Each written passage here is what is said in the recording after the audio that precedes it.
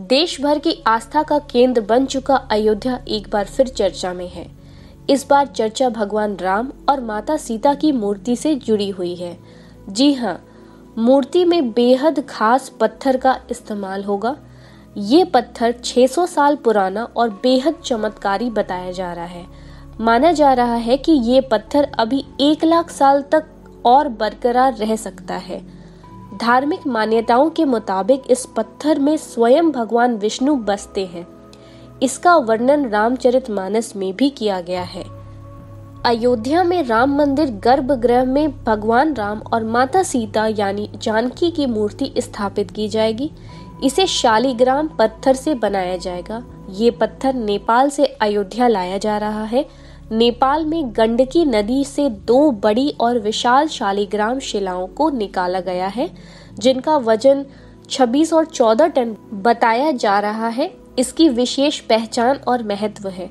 Science के हिसाब से बात की जाए तो ये पत्थर एक तरह का जीवाश्म है।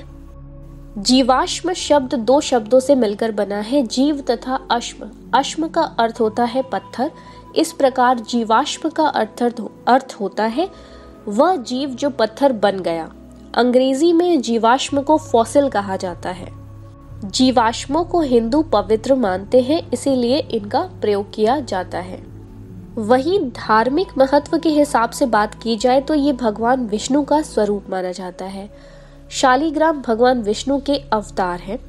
शालिग्राम पत्थर से लोगों की धार्मिक आस्था जुड़ी हुई है। देश भर में इन पत्थरों को तलाश कर भगवान की मूर्ति के रूप में पूजा जाता है। इसे किसी भी जगह स्थापित कर पूजा करने पर मां लक्ष्मी का वास होता है। इन्हीं मान्यताओं के ध्यान में रखते हुए अयोध्या में शालिग्राम शिलाओं से भगवान राम की मूर्ति तैयार करने का फैसला लिया गया है। तो आइए जानते हैं कि शालिग्राम के पीछे की क्या कहानी है।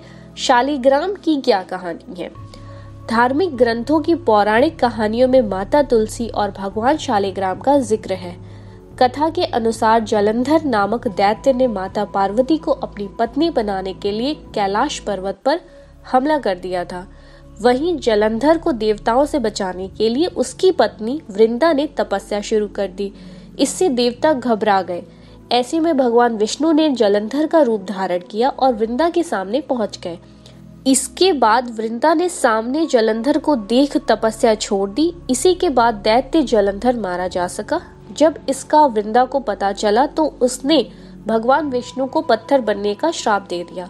देवलोक के देवता इस पर वृंदा के पास पहुंचे और उन्हें श्राप मुक्त करने के लिए आग्रह किया। भगवान विष्णु को श्राप मुक्त तो कर दिया, लेकिन वह खुद अग्नि में समाहित हो गई। कहते हैं कि उनकी भस्म से माता तुलसी का जन्म हुआ। आगे चलकर माता तुलसी का विवाह विष्णु भगवान के अवतार शालिग्राम से हुआ। इसीलिए आज भी इन पत्थरों का इतना ज्यादा धार्मिक महत्व है। For more informative videos like this, please stay tuned with my channel and do subscribe and do follow. Thanks for watching.